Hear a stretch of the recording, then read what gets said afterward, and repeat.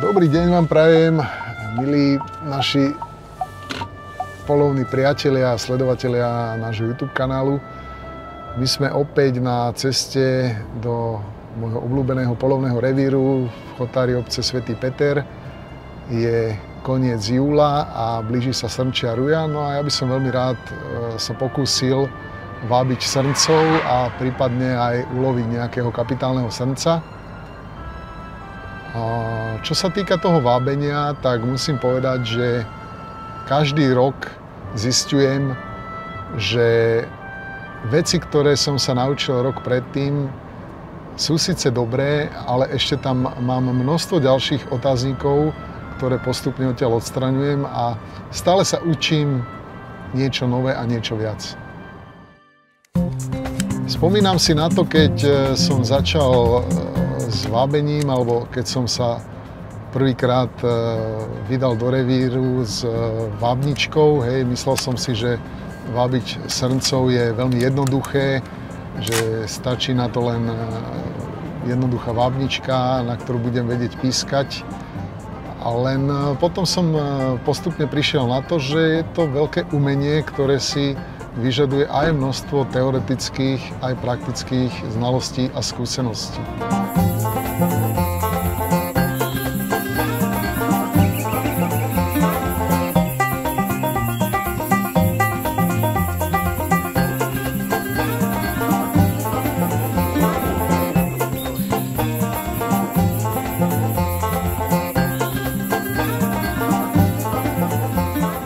Ja sa teraz pokúsim počas toho, ako budeme dnes a zajtra v polovnom revíri srncov vábiť, navábiť naozaj jedného kapitálneho srnca, o ktorom vieme, že tam je, pretože aj podľa slov jedného staršieho polovníka, ktorý má obrovské skúsenosti a znalosti vo vábení srncov, je to vrcholom umenia toho človeka alebo toho polovníka, ktorý vábi srnčiu zver, že dokáže navábiť konkrétne toho srnca, ktorého chce. Takže nie je to len o tom, že pískať a pribehne nám aj srna srnča alebo nejaký mladý srnec, ktorý je zvedavý, ale ak dokážeme navábiť presne toho srnca, o ktorom vieme, že tam je a dokážeme ho navábiť, tak si myslím, že až vtedy môžeme o sebe začať tvrdiť, že rozumieme tomuto umeniu.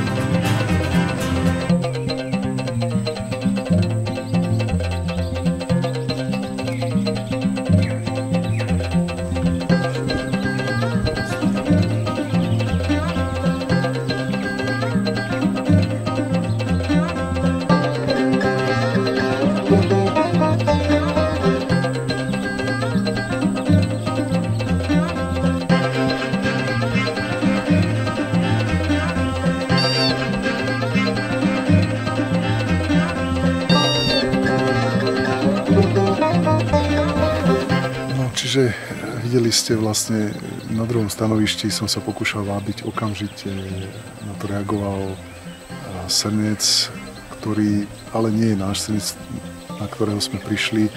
Je to trofejovo slabší srnec, aj keď už lovný. Pokúšal som sa loviť tou mojou základnou vábničkou, ktorá imituje zvuk srnčaťa a na toto teda veľmi dobre zareagoval, že čo sa tam deje, vyšiel von. Máme ešte veľmi veľa času, je len niečo okolo 2:30, čiže pokračujeme ďalej.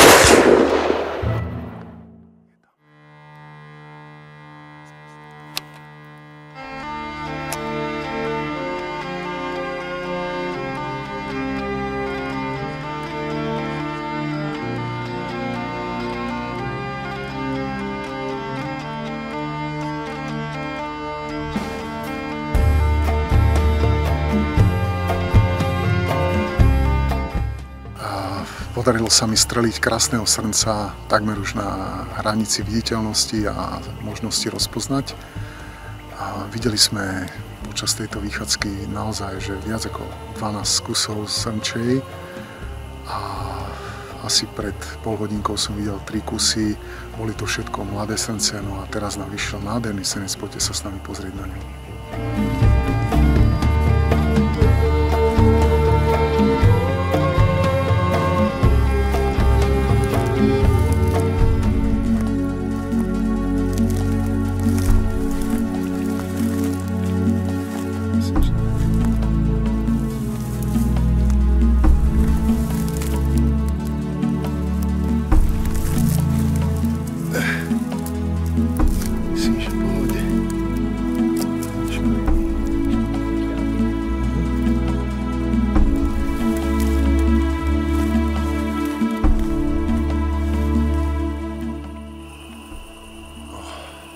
Svätý Peter ma dnes odmenil nádherným srncom, pozrite to, krásny atik na paroži, taký ako keby zobák, hák, naozaj veľmi pekná, zaujímavá trofej, takže za mňa, ja som len spokojný.